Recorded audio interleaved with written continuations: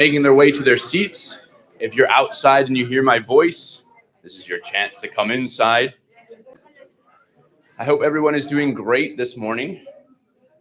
Everyone had a good sleep, a good rest, a nice week. I would like to, everyone's looking really snazzy. It's good to see everyone participating in the special grace after this, or a lot of you are. That's always exciting. I did it last week, so I already beat you guys to it. What can I say? We're going to start things off this week with some announcements. Oh, that's right. I have a clicker. I'm getting used to this. So one big update, and most of you know we're going to have a spring festival next Saturday on April 22nd. It will be starting at 9:30 a.m. But one massive news is now Sunjanim is actually going to come and speak at, I believe, 10 a.m. And this is, of course, open to anyone that wants to come. So you guys can all come on down and experience and enjoy with all of us. There's also volleyball and basketball afterwards. I encourage you all to participate. Grab your friends, make a team, and compete against all the young ones. I think it'll be amazing experience. But no, I think it's a beautiful time where the sub-region will gather, come all together. There also will be vendors for food and drinks. And there's going to be pony rides for the little ones and bouncy castles. So it's a good time for everyone.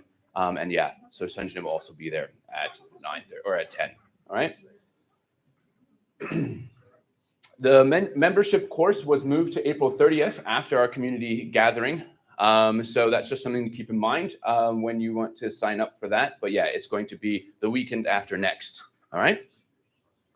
There's also going to be a hiking club now. Our brother Bill, Uncle Bill Lay, raise your hand. He's going to be starting this hiking club, so there's a good chance it's warming up. Actually, it's been extremely hot the last few days. I'm a little worried for when the cold will come and it'll get nice and cold again.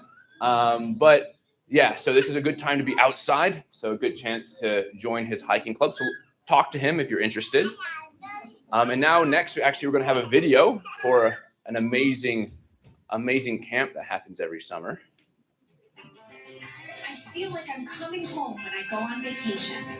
That's how a parent described his feelings about Chautauqua Family Camp when he registered his family for their 9th camp last year.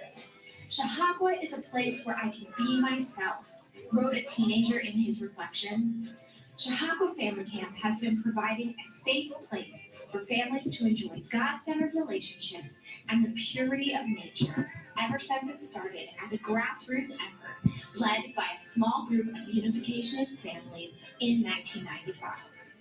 Programs take place every year in late July and early August in rustic cabins at Camp Chautauqua in the beautiful Pocono Mountains of Pennsylvania.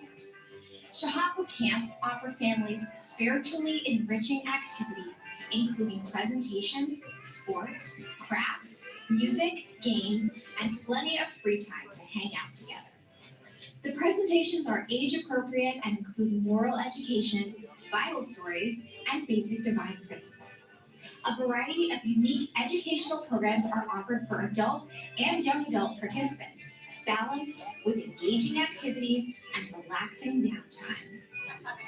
What sets Chautauqua Family Camp apart from most other camps is a program designed for the whole family, not just children or youth of a certain age.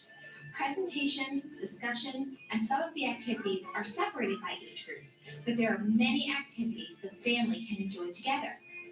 Come and create memories on family fun night, talent night, the campfire with s'mores, swimming at the pool, hiking, and more.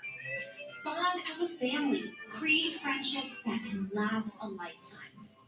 Visit ChautauquaFamilyCamp.org for more details and registration. The early bird discount ends on May 31st. All right. Thank you. Nice. How many of you like being out in nature? Yeah. How about a good campfire? Or playing volleyball, or going for a hike, Uncle Bill, or dodgeball, I'm hearing over here, or hanging out with friends that you, and friends and family that you love and respect deeply. Yeah. All of those things you can come experience at Camp Chautauqua. I'm directing week 1, July 23rd to 28th. The weekend program, Performing Arts Retreat, 28th to 31st, is led by Chris Bush. And week 2, July 31st to August 5th, is led by Daniel Hess from Maryland. If you've been, first, before you guys hear from me, we'll hear from these guys. Annalise, what's one of your favorite things about Camp Shakwa? The pool. And Kaylin? Dodgeball. Dodgeball. All right. He's been practicing. We've been practicing our dodgeball. So if you've been thinking about coming to Camp Shahakwa, but you haven't yet made the leap, we have an excellent team in place. And if you don't have kids, we have plenty of things for you. The Performing Arts Weekend, paintballing, whitewater rafting. We have a Aero Outdoor Adventure program at week 1. If you do have kids, this is one of the best places for your children to develop deep friendships with others who have similar values. So every single one of my groomsmen at my wedding, I met at Camp Shahakwa. And to this day, they're still my best friends. There are many others from our community coming. You'll hear from one of our esteemed members who's coming. And just after me, Pastor Justin and his wife, Kazuka, are coming to week 1. The Mizuguchis are coming. The Rosses have already registered. They got an early registration because they came last year. Probably the McCartys and probably the Chernovs. So there's other families from our community coming. And if you're already planning to come to camp, or if you are thinking maybe now you want to come, I suggest you register sooner rather than later. Registration opens today at 11 a.m. So you can scan that code and that'll take you to the website where at 11 a.m. the links will be live. And last year, one of our programs filled up and not everyone was able to come. So if you know you want to come, register when you get home today or as soon as possible. Thank you very much. Not yet. Thank you, Kester. Yes, definitely excited for Camp Shahakwa. I think, we should just fill up the entire week with Belvedere members. I think that would be amazing. It'd be like a whole week of Sunday service, right? Even better though. Just one final announcement is we wanted to announce transition of our leadership for the past, I think, 6 months or so. Kester has been so gracious to step up as our community gathering coordinator. So basically coordinating everything that goes on Sundays, making sure we have an MC, making sure we've got the music in place, and working with all of our other ministry leaders to make sure that we have a great program every single Sunday. And he's going to be ascending to greater and better things. And that's a good thing, yeah. And we're so excited to have Kushal step up as the new community gathering coordinator. So if you guys want to just come up and let's all just give them a round of applause and maybe invite them to just say a few words. I'm just so grateful for what Kester's been able to do this past 6 months. Really felt we brought a lot of professionalism to our program. Don't you guys think so? Yeah. Kester, if you want to say anything about your experience as the community gathering coordinator, go for it. One of the most important things to me is keeping things concise. So I will model that. Thank you, everyone, for the last 6 months. I was attending here 6 months ago. And if there are still things that you think that could be a little bit better about our community, please step up. That's what I did. And it's great. With Pastor Justin's leadership, it's okay to step in and then step out. All right. So there's not a black hole that you're going to get sucked into.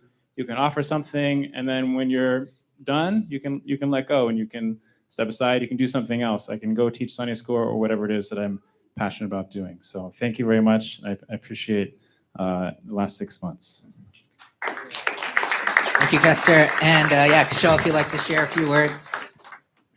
I just want to say that it's going to be hard filling in shoes for Kester. He's done an amazing job in organizing everything, and everything is so precise and concise. So, but I'm also excited to work with Pastor Justin, and I'm really aligned to his work, and also excited for today's heart of parents. So, being a parent, and also I'm expecting another baby. So that's going to be pretty cool.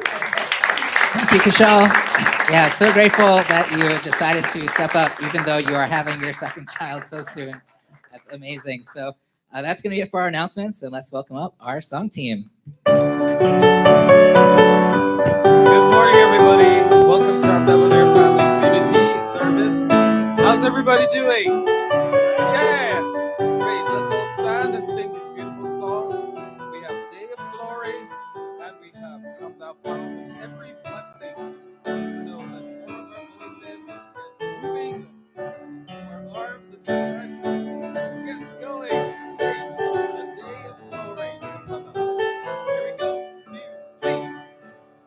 Through silent darkness comes His constant clearest voice.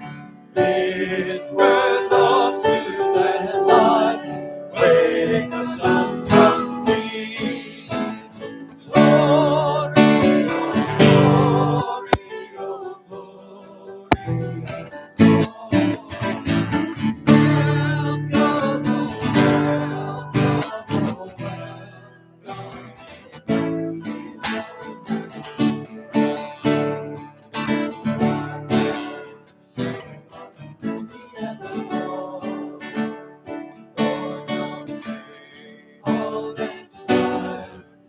celebration is at hand. Rise and morning bells, we rise up, spread forth the word of God, giving all God's glory, glory, oh glory, oh glorious Lord.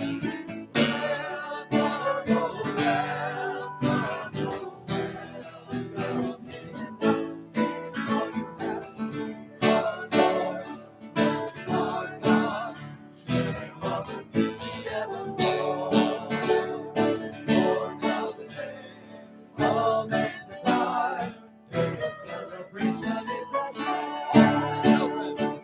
Oh, holy children, God, new days have come. March forward, one and all. Victory now you find. Glory, oh glory, glorious Lord.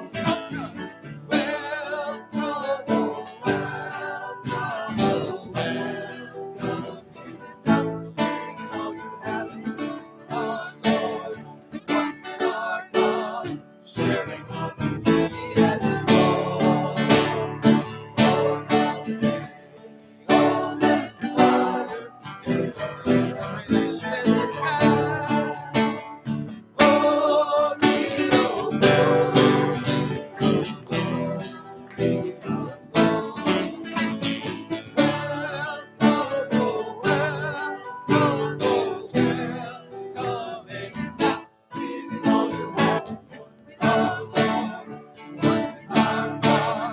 sharing love and beauty at the Lord. For now the day all they desire, their celebration is at hand.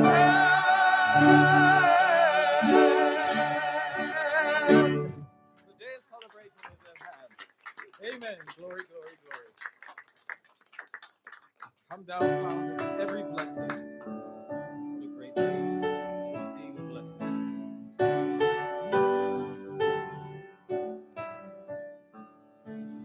Come thou fount of every blessing, tune my heart to sing thy grace.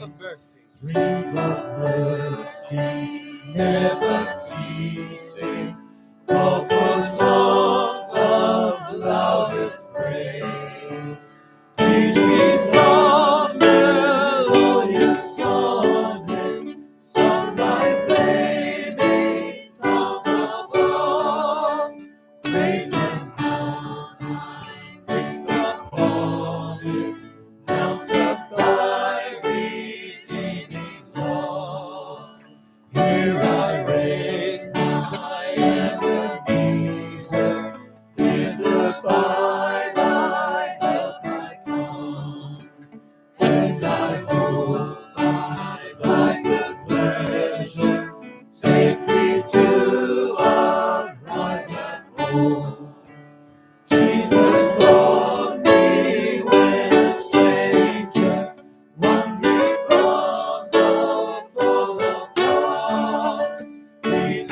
rescue me from danger, interposed His precious blood.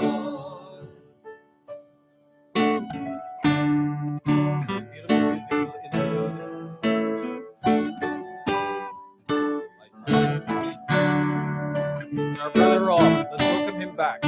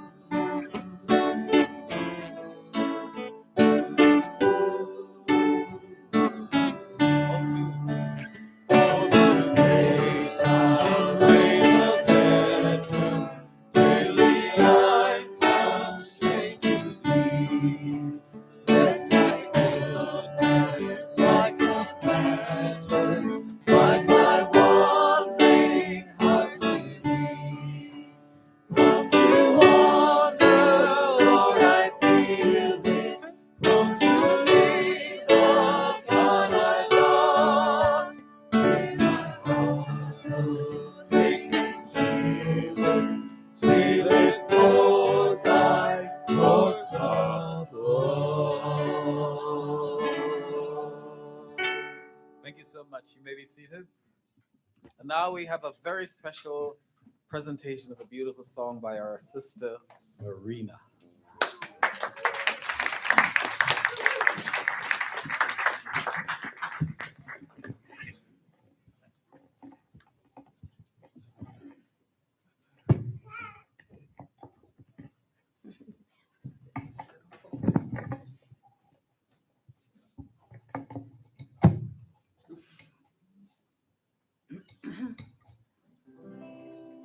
Good morning, everyone. Happy Sunday. Great to see you all. I'm going to sing this song that I learned when I came to the United States first in '83. I will sing a lot in the workshops, and it's called Someday My Love. All right.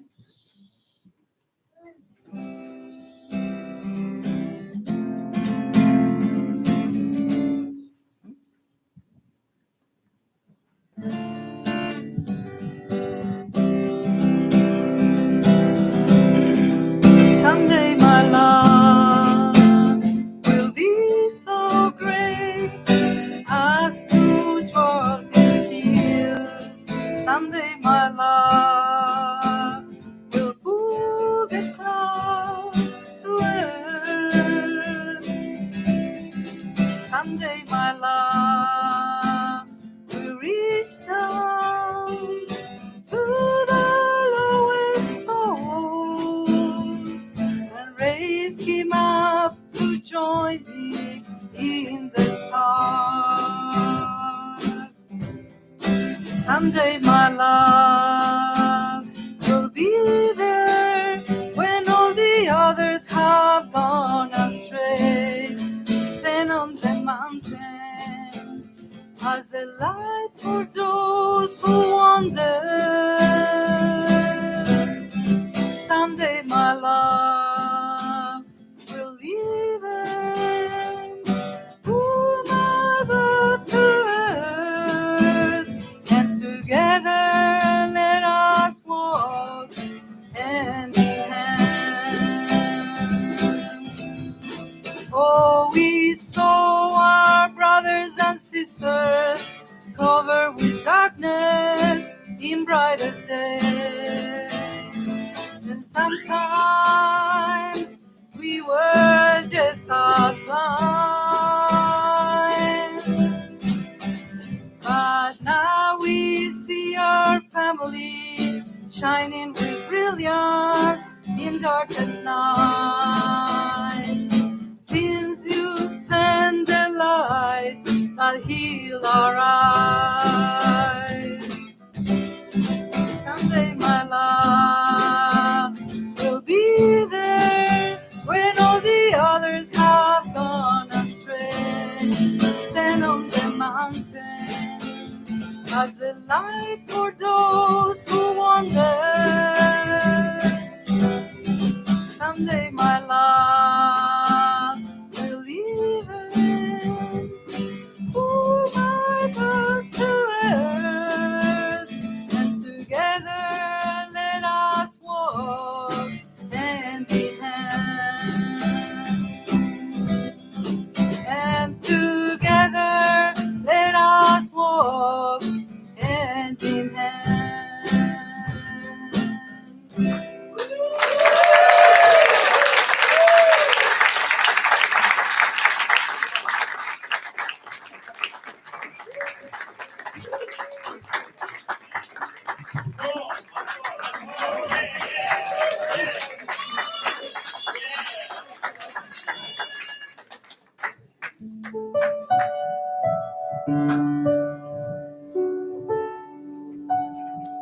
Okay, let's pray. Dear Heavenly Parent, we feel very special standing in this place, this room, and this podium, because long history is existing in this place. And the place is when father or mother, three parents came to America, the American mission, 53 years ago. And the first time, especially through father's students spoke of this place. So since then, father has been talking with no exception, every Sunday, as far as he is around in this area. So this is special. So we know that the father through parents spirit is every year in this corner, in this room, and in this area. And we feel so much privileged because we are here and we can claim this is my church, and especially young generation took over. So looking at this thing, both father and spirit was the soul must be very happy. But at the same time, because we know we are working for the special like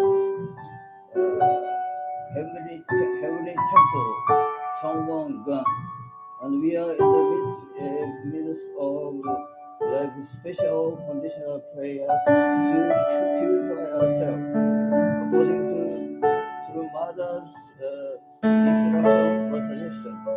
We have to be clearer than crystal. So we have to seriously reflect that if we are have been reaching at that level, if we are not, we must still keep repenting until the day May 5th will come. We will pray that we will try our best and sincerely to purify myself and pray for others, pray for people, pray for people who couldn't really understand, who couldn't really come to this place, but still we want to welcome. Thank you very much again. We are so much happy to receive the message from the young generation that watching the young generation, surely true parents must be very shedding tears and happy and expecting us to go his way. Thank you very much again. And please let your spirit stay here and guide us, just like Jesus Christ's spirit stayed with all Christianity for past 2,000 years. We believe this parent spirit will stay for thousands or tens of thousands or forever. Thank you very much again. I pray all of this, pray and give a report of this in the name of Master Nayoko Kobayashi, blessed Center of Family. Adieu.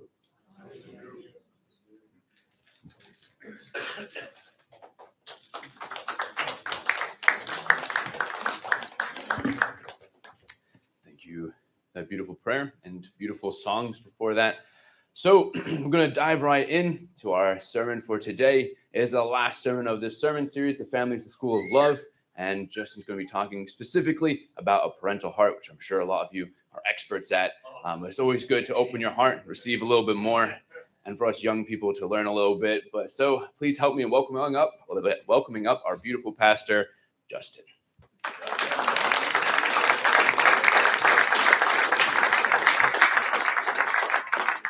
Thanks so much. Good morning, brothers and sisters.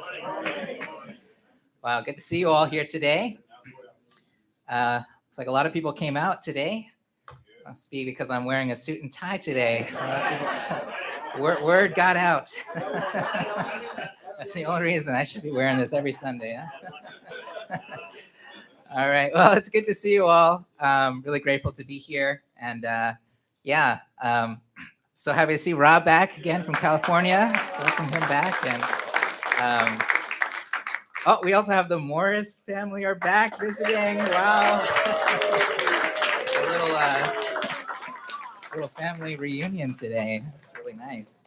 But welcome everybody. Whether or not you've been here every Sunday, or if you're new here, I really want to welcome you all here today. I'm so happy to have you. And yes, today we're going to be going on to our fourth sermon in this four-part series on family, the school of love. And to just do a quick review of last Sunday, we talked about the spouse's realm of heart. And the three main points was that a spouse's heart longs for exclusivity and intimacy in love. And number two was that we must develop this heart to learn to give completely, to choose and commit to love, and to experience all the realms of heart in the spouse's realm of heart. And the third point is to do so, we have to overcome our ignorance, our perspective, and surrender to God's perspective. So today, we're going to be going into the parents' realm of heart, the heart of parents, which is the final realm of heart in the four realms of heart. And I want to start off with some words from Father Moon. He says, "We need our children as a textbook. Without children, we are incomplete. We cannot know God's love because we cannot know how much God loves human beings, his children. Just as we cannot know the love of a husband or wife unless we become a husband or wife, we cannot know parental love for children until we become parents. God created us so that we can learn to love by relating with each other. Hence, if we do not have children, we cannot become true parents." Yeah, I really feel this is so true, that it's through the experience in the family that we get to learn about love, about the different types of love. It's impossible to really know what it feels like to be loved as a child unless we are children ourselves. To know what it's like to love a brother or sister, we learn that through actually the experience of loving brothers and sisters, and with spouses, to learn to love somebody in that romantic, exclusive way. And then the parental heart is very special because it's really when we stand in that position of parents that we get to learn what it's like to love as God loves, right? Because God is our heavenly parent. That is our relationship with God. And so we really learn to see how God sees the world and how God sees people. We learn how to feel like what God feels and how to think the way God thinks through our own experiences as parents. And I can definitely say that for myself, some of my deepest realizations about God, about God's heart and how God sees me have been through my own experience of being a parent. And, I'm still relatively new to this realm of heart. I've only got 4 years in my belt as a parent. I've got, 10 years as a husband and 32 years now as a brother and as a child, but still learning a lot as a parent. But yeah, I wanted to share some of the things that I've learned through my own experience and also through studying Father Moon's words and through the Bible. And as always, start off with trying to define what is this realm of heart, of the parental realm of heart. So one question that I was reflecting on is, why do we become parents in life? What need of our heart are we fulfilling through becoming parents? I think, if we thought about parenting as like a job, imagine you're going to a job interview and you're applying for a job and you're asking the interviewer, okay, what does this job entail? Interviewer says, okay, well, first of all, you're going to be your first, 4 or 5 years, you're going to be doing a lot of manual labor.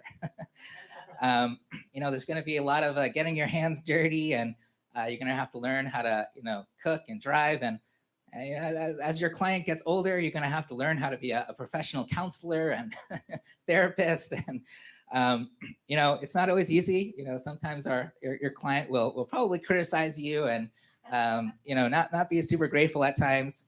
And you ask, oh, wow, this sounds pretty tough. I hope the salary is good. Right? Say, actually, you're not going to get paid for this job. I'm like, whoa, what? No, actually, you have to pay for this work. Like, oh my gosh, what do I get? You know, like, oh, you get a card. You know, once a month, once a year, you'll get a nice card that says thank you.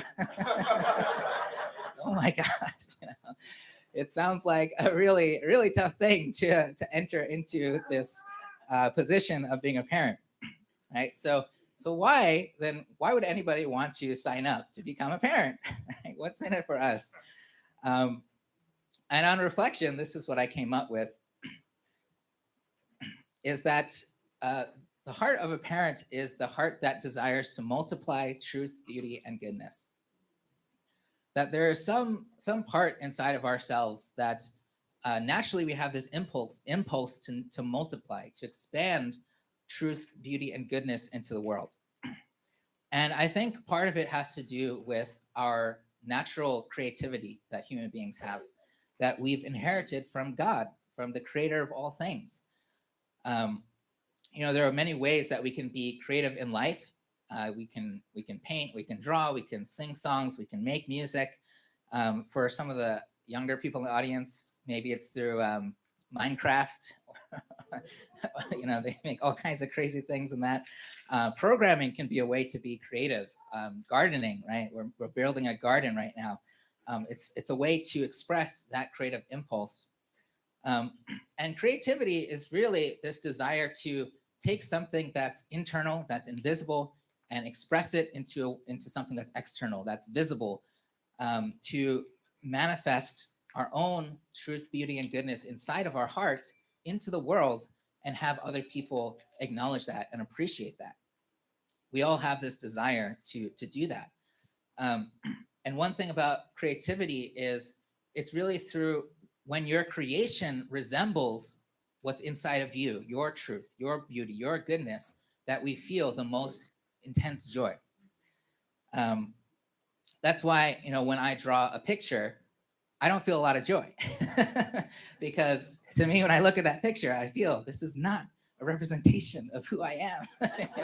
It doesn't look that great. But one way that I express my creativity is through sermons, right?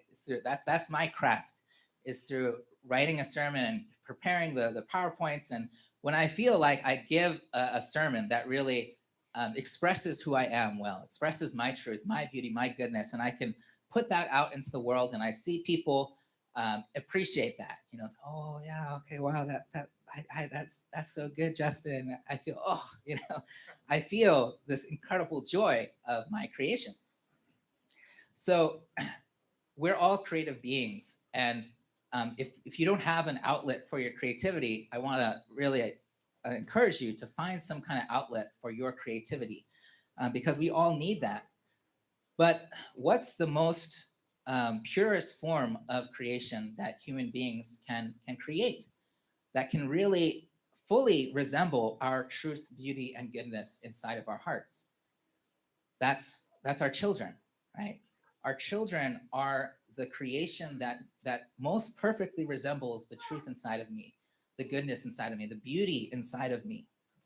And not just mine, but also my spouse's, right? The truth, the beauty, the goodness inside of me and my spouse manifests itself into a child. And that child resembles both of us so perfectly, and we feel this incredible joy from that. When we look at our children, we see something that is true. We experience the truth of our love. The love that I have for my spouse is manifested through this child. Our commitment, the truth of our own value. We experience the beauty of humanity, of God's creation, the beauty of ourselves.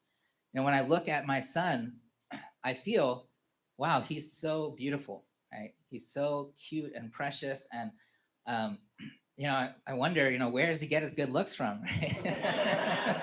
And I'm like, well, you know, I guess I must not be that bad after all, right? I feel my own beauty through my son. And of course, we experience that goodness, right? We feel all of my goodness, all of the goodness of my spouse is being given and created into this child. And so just like God's experience when he created the world, right? God felt like, what did he say? He said, oh, it's good, right? And then when he created woman, he said, it's very good, right? So maybe when I have a daughter, I'll be like, wow, she's very good. No, I'm just kidding. No, but we feel that feeling of God's feeling of creation, of wow, this is so good when we have children. So this parental heart is really this completion, the perfect completion of our creative desire to multiply truth, beauty, and goodness into the world. To create a child, to create new life and expand the joy that is inside of us to others. And there's nothing more exciting in life than to continue God's work of creation in the world. Nothing brings us more joy than that. So I want to take a look at, why is it important to develop our parental heart? Always try to bring it down to 3 points. And the first point is that it's really through the experience of being a parent that we learn the true value of sacrifice. Without a doubt, becoming a parent is a role that requires a lot of sacrifice. Would the parents in the room agree with that? Right? Whether or not you're asking for it or not, once you become a parent, you're getting a crash course in sacrifice.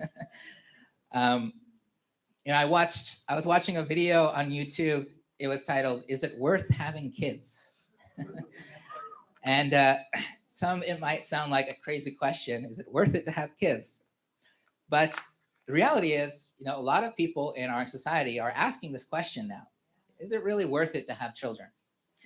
And we see that manifesting through the current situation with birth rates around the world. Right now, we've been seeing the lowest birth rates in all of history.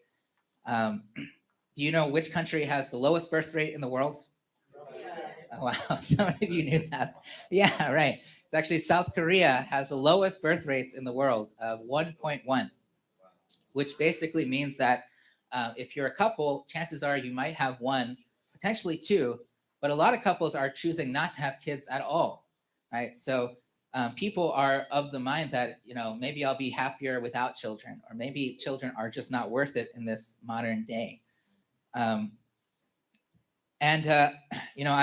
remember when I was in Japan, I was teaching English to this one woman who was a professional musician. She was married, and she didn't have kids. And I asked her, I think it was our first lesson, I asked her, do you want to have kids? And I just thought that was like a natural thing to do once you get married, right? And she was like, no, I don't want to have kids. Like, I'm never planning to have kids.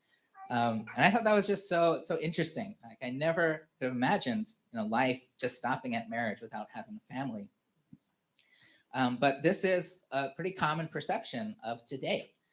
And I think a lot of it has to do with the perception about the sacrifices that we have to make as parents. Right? That, parenting requires this tremendous sacrifice of our finances, of our time, of our careers, of travel and social life. And there's just so much we have to give up to become a parent. But the interesting thing is, if you watch this video at the end, they ask the parents that they interview, the parents are talking about their sacrifices, and then they ask, is it worth it to have kids? And what do you think the parents say? Absolutely. 100%. It is worth it. No regrets. Because that's the truth, is when you become a parent, even though you make sacrifices, you learn that there's tremendous value in making sacrifices, because it is so worth it when you have children. Before I became a parent, it was very hard for me to imagine the sacrifices that I was going to have to make. I think it's impossible to really imagine the depth of sacrifice parents have to make before you become a parent. This is a picture of 8 days after my son's birth. And, I was so tired during this time. My wife was so tired. She was so tired, I had to Photoshop her face for fear of retribution if I were to show how tired she looked. So, when first going into being a parent, you're just swept off your feet of how much effort you need.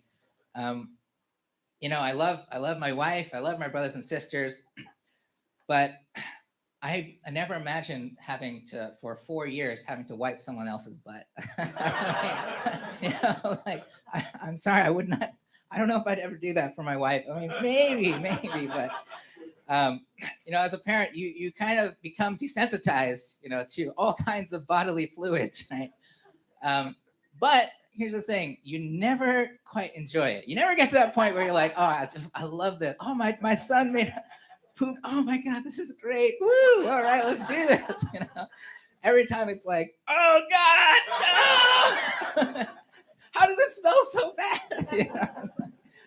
Oh my gosh. I'll never forget the time where I was, taking a bath with my son, and all of a sudden I see this log just float up to the surface of the bathtub. What is that? What is that? Jump out of the bath. Oh my God.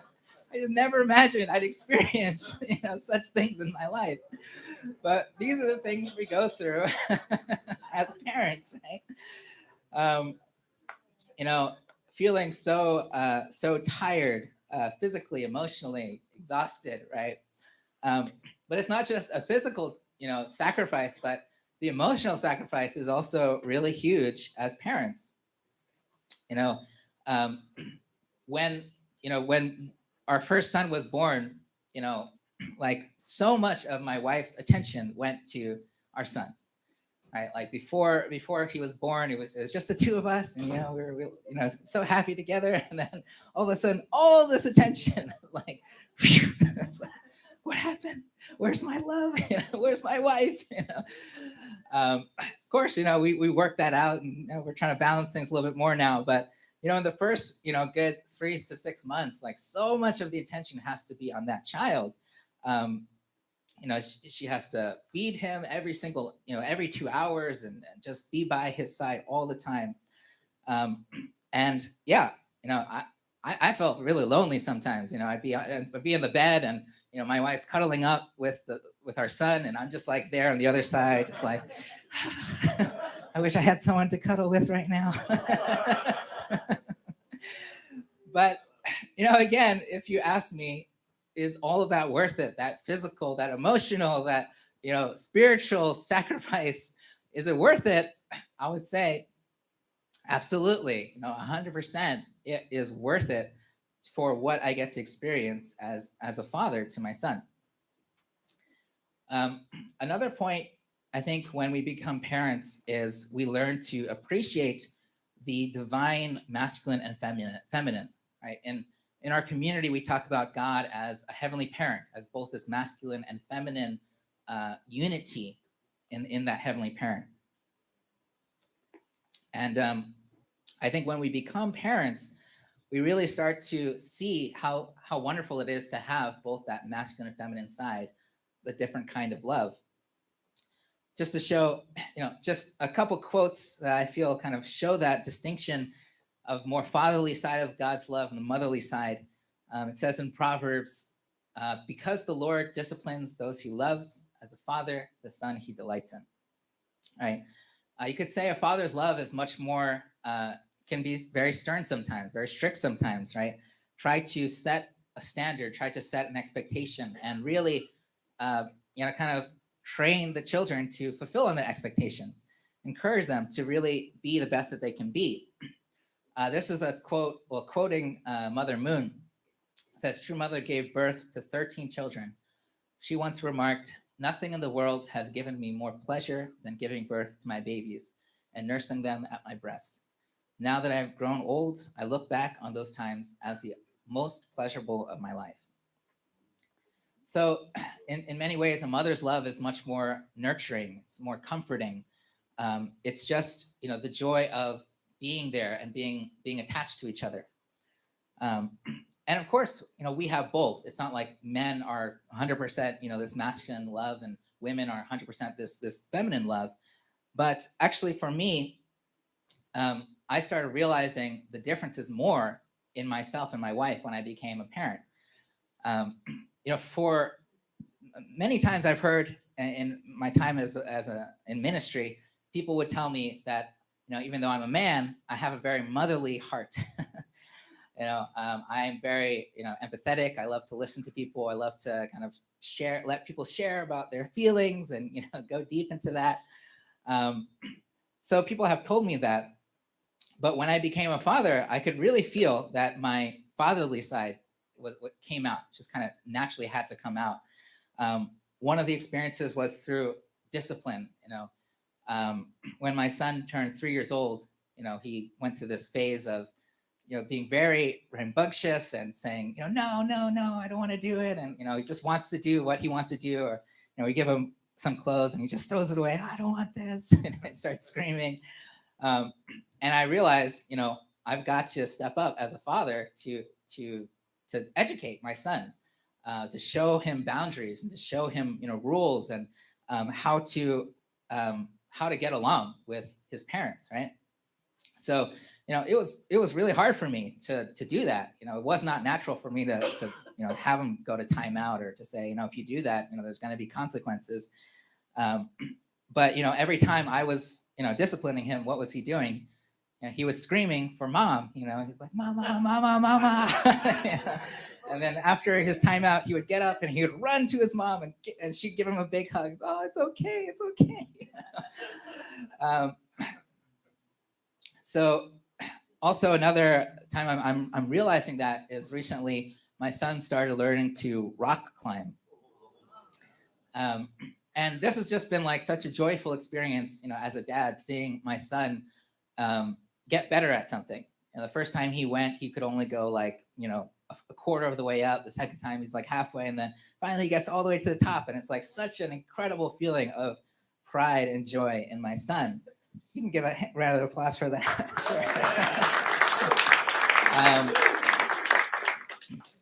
But the last time we went, as he was coming down, he got stuck. The little pulley thing wasn't working. So he starts getting very nervous and he's like, freaking out. And as I'm seeing him struggle up there, my first instinct is to try to instruct him, tell him, you got to kick, you got to kick the wall so that you get, more momentum to come down. And he's struggling and then he can't do it. And he starts to cry. And my wife is there too. And she's looking at me and she's like, get help. Someone's got to rescue him. And I'm like, no, keep going, keep pushing. Eventually, we did go get help and, he came down. But when he's down there, I'm thinking like, okay, this is a great opportunity to teach him to get back up, to have courage. And I go tell him, okay, just do one more climb, before we go home. And he's like crying. He's like, oh, I'm scared. And my wife's like, no, just let him go. I'm like, no, one more. Eventually, I did give in and, we took him home. But it's not like, one way is the right way or the wrong way. It's not like my way of wanting to push my son to go beyond his feelings, go beyond his fear. That's not a right or wrong way. It's more the fatherly way, right? And my wife's, instinct was to embrace him and to comfort him and to help him feel better about, his emotions. And that's just the more motherly way of loving, right? And so I'm really grateful to have both a father and mother in my son's life, that we get to express both of those loves. So that's another aspect of parental love, is you realize, wow, it's so important that God created both a father and a mother in a child's life. And the last point is to become a mature person. Now, I really do feel that it's very difficult to become a fully mature person without becoming a parent in life. And, I feel that's one of the aspects that people who deliberately choose not to become parents are really missing out on experiencing a full sense of maturing their own character. Because parenthood, without a doubt, forces us to become mature. And I really like this definition of maturity. It says, maturity happens when you are no longer the most important person in your own life. It's by Jordan Peterson. And yeah, I really feel this is true, right? For most of our life growing up, we are kind of the most important person in our life, right? As a child, as a sibling, even as a spouse, it's very difficult to say, my wife's happiness is more important than my own. But it's when we become parents that we start to really feel, wow, this boy, this girl's life is more precious than my own. I would give my own life for this person's life. And so it's not that it's natural. It's not like it's automatic, but it's through the investment and the love that we give with a parental heart that we start to naturally feel that this person that we've invested so much into is more important than me. And that's what maturity is.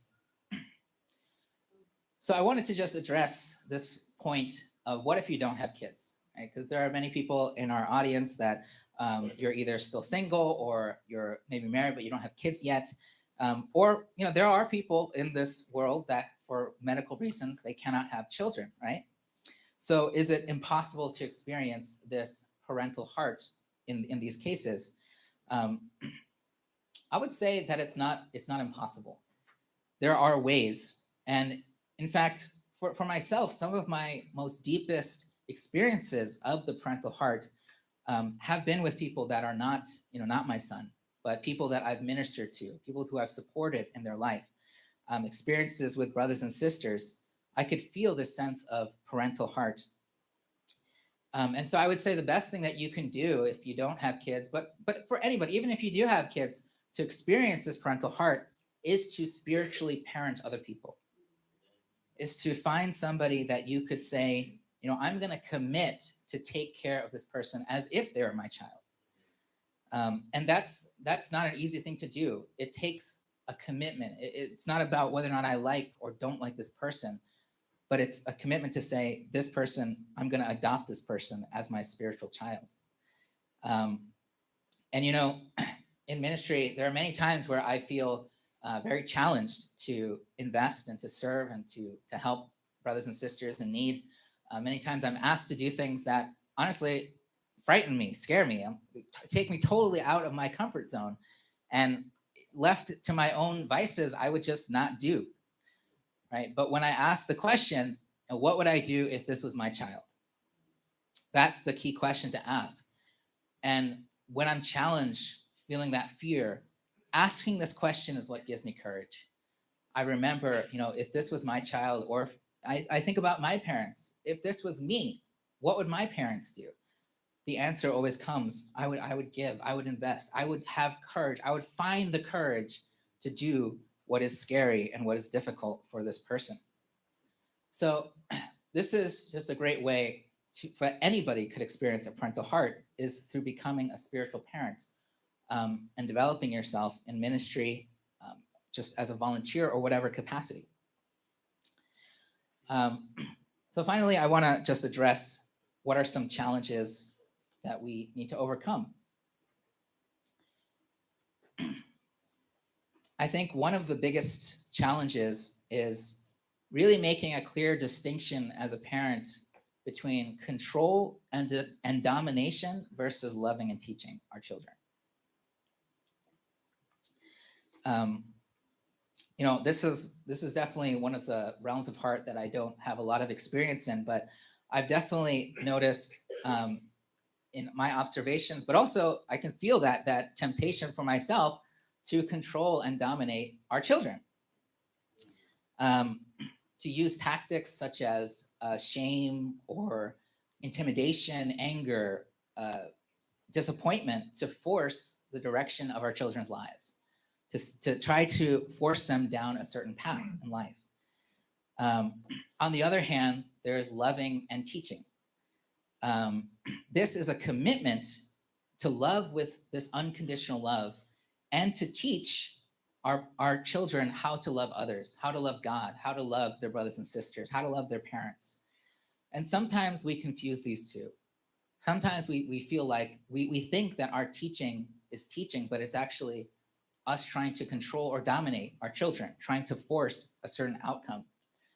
But one of the main differences between control and domination and loving and teaching is that loving and teaching always respects the law of personal responsibility. Our greatest parenting teacher, who would be our greatest parenting teacher that you can think of? I would think it would be none other than God himself, right? Our heavenly parent. So we think about, we look into the scriptures about how did God parent his children. And this is something that we see is that God absolutely respects personal responsibility of his children. You know, we talk about, you know, the fall of Adam and Eve. And even though God, this powerful, all-knowing God obviously knew what was happening between Adam and Eve and the archangel, but God didn't stop it from happening. Right? God did not force it to go the way God wanted it to go. God respected their personal responsibility and their free will. You know, God, of course, committed to teach, right? He gave the commandments, and throughout history, God has been working to bring his love to his children and to teach his children through the different, leaders throughout time. But always, God respects. You know, this is my child, and my child will do what my child decides to do. And I will love them, and I will continue to teach them no matter what. And I think if we look at our founders, you know, Father and Mother Moon, and look at, you know, their family and their children, you know, their children often did not make the decisions that their parents wanted them to make, right? They might have gone a different way. But if I look at Father and Mother Moon, I can really see that as parents, even though, sure, they want to make sure their kids go down a certain path, they absolutely respect and honor their children's free will. And they continue their responsibility to continue to give that unconditional love and guidance and teaching to their children. I wanted to share this last quote, Father Moon. It says, "Parents should be true parents, showering their children with true love. At the same time, they should also be true teachers, properly educating their children in heart and moral norms. Though some parents may not be aware of their roles as teachers, their children still learn from them by imitation. The role of parents is that important. Children develop their character of love and their spiritual nature when they are nurtured by their parents' true love and when they emulate their parents' lives of love."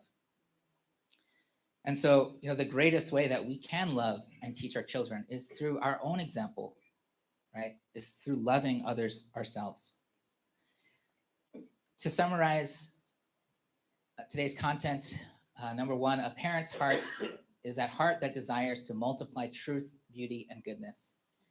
And we have to develop this heart to develop a sacrificial heart, to appreciate God's masculine and feminine sides, and to mature ourselves. And finally, to do so, we have to avoid the desire to dominate and control our children and instead focus on loving and teaching them. And I just want to end with a note of empathy and compassion. You know, being a parent is definitely one of the most difficult things that we could choose to do in our life. You're going to be putting yourself on this path, this future of regrets and guilt and difficult feelings and emotions, struggles. It's going to push you beyond your emotional, physical, and spiritual limitations. And that's why, more than anything else, as parents, we have to have empathy and compassion for ourselves as parents. We have to know that we can only expect ourselves to do the best that we can with what we have. Now, the family is this amazing ideal, this amazing gift from God.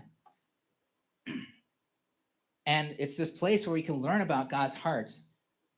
And many of us are going to feel like, as parents, like we made mistakes that are irredeemable, like we messed up in some way. But remember that all we can do is the best that we can, and to shoot for the moon. There's this quote, "Shoot for the moon, even if you miss, you'll end up in the stars." Right? We shoot for that ideal. We strive for that ideal. We keep our eyes on that ideal. But we also have to have that compassion and know that there's a good chance we're not going to hit it in our lifetime. But the more we strive towards it, the more we keep our eyes focused on it, the better of a chance we're going to give our children and our descendants a chance to really manifest that ideal in their own life. So I want to just say, thank you for all of the parents, for all that you've done, for the sacrifices that you've made. I know it's not easy, and I'll know even more with time how not easy it is. But also, I know why you made that sacrifice. I know that there's such incredible joy in becoming parents. And if you're not a parent yet, I want to say that there is incredible joy and fulfillment and love that you cannot experience anywhere else than becoming a parent. So thank you so much, brothers and sisters. God bless you. And that's going to be it for today.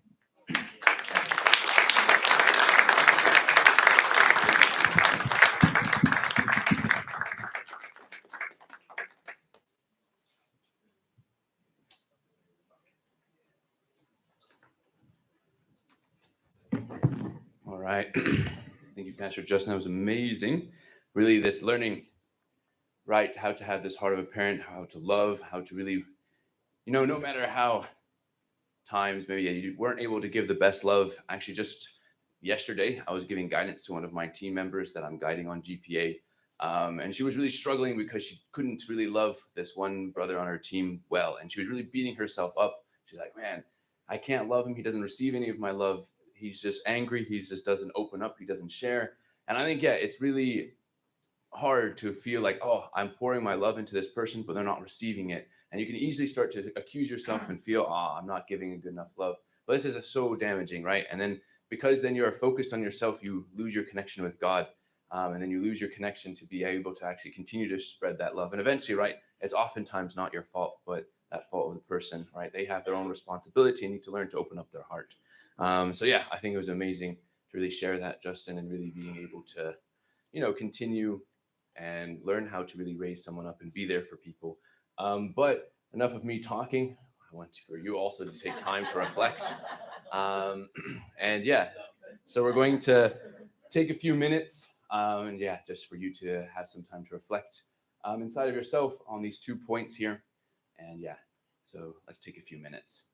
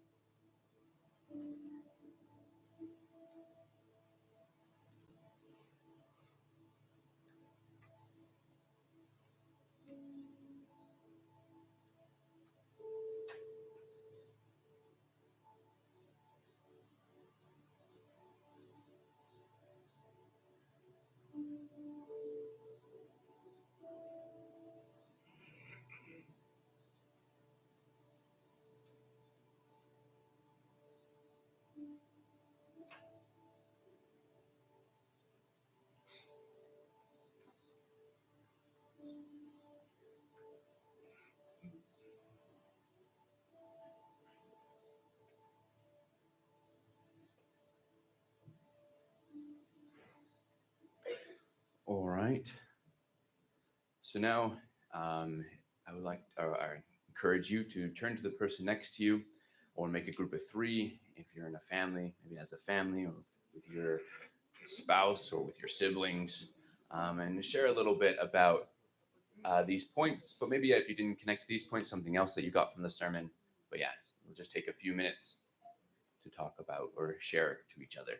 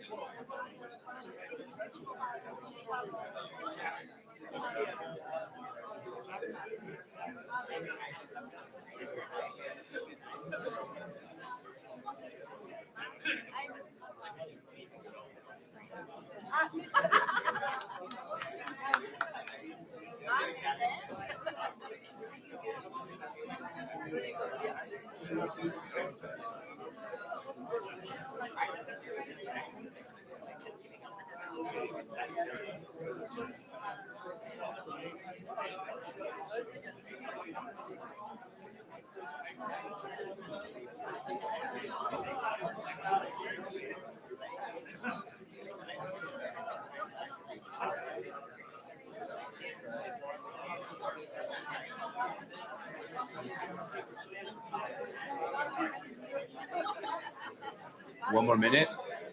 Switch if you haven't.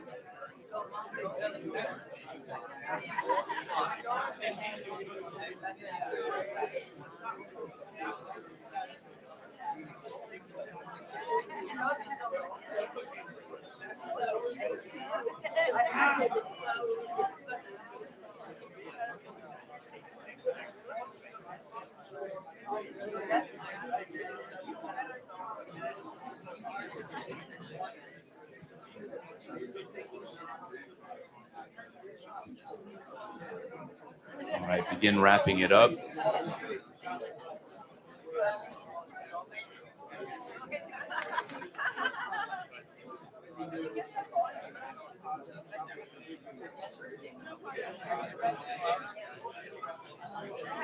All right, say your final few points.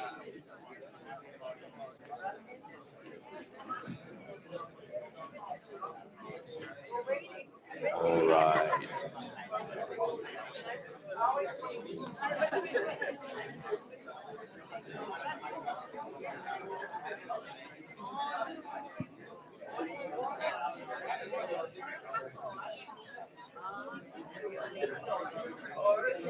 All right.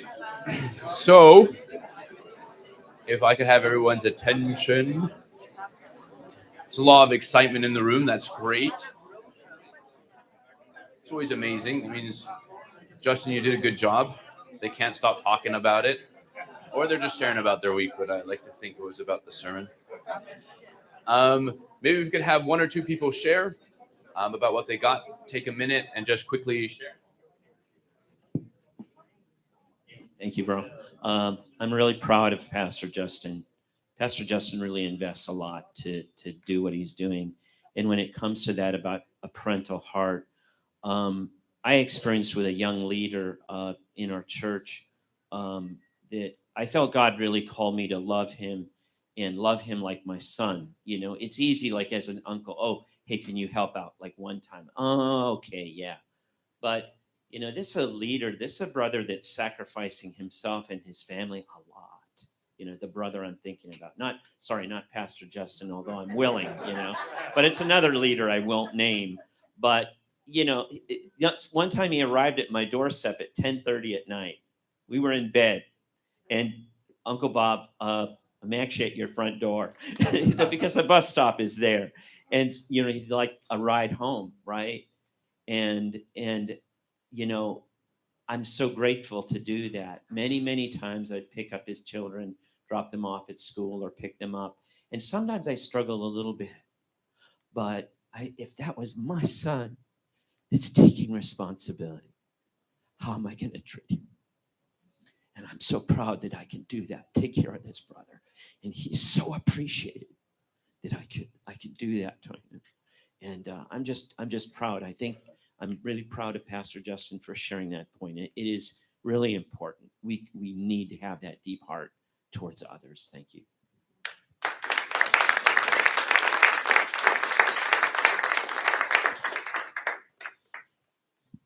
So this is a really, really great sermon or lecture or message.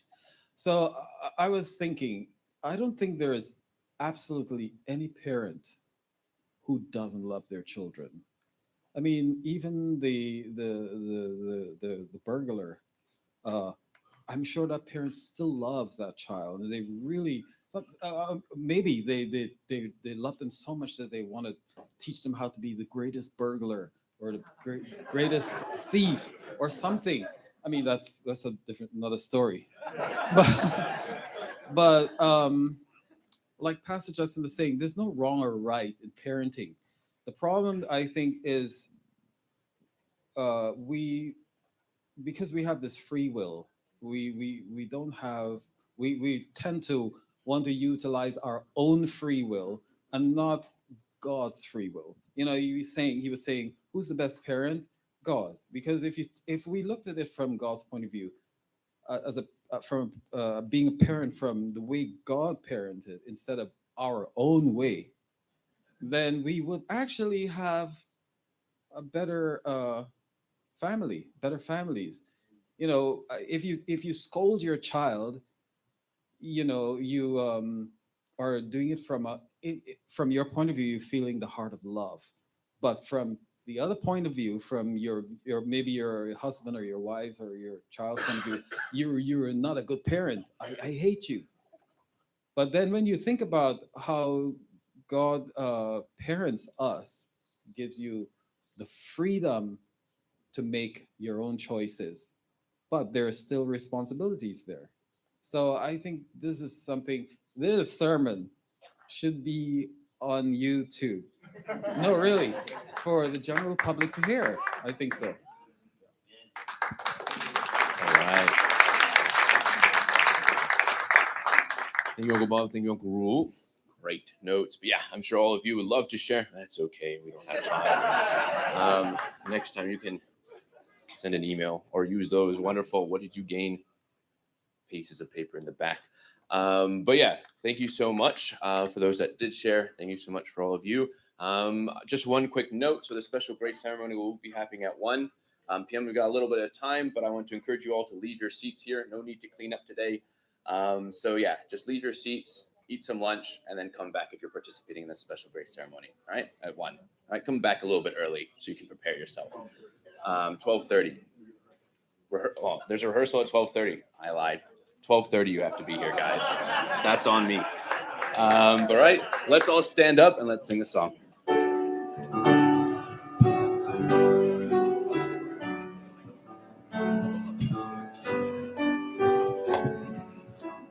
All together now. Uli eso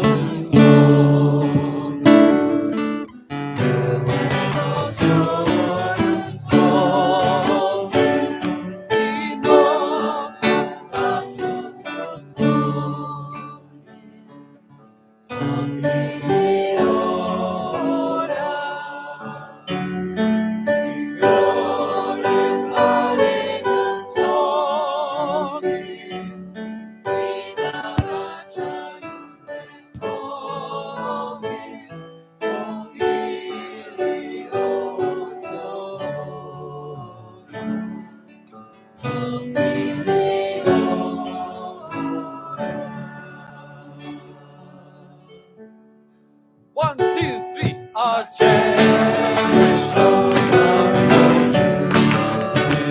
everybody now.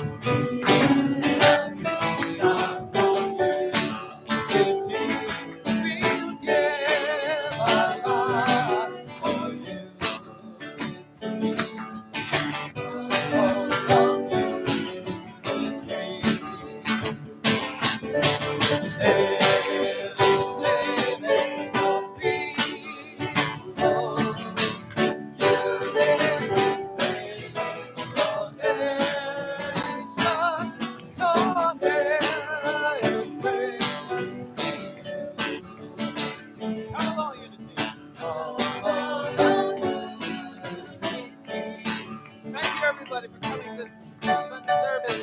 God bless you all and have a great week.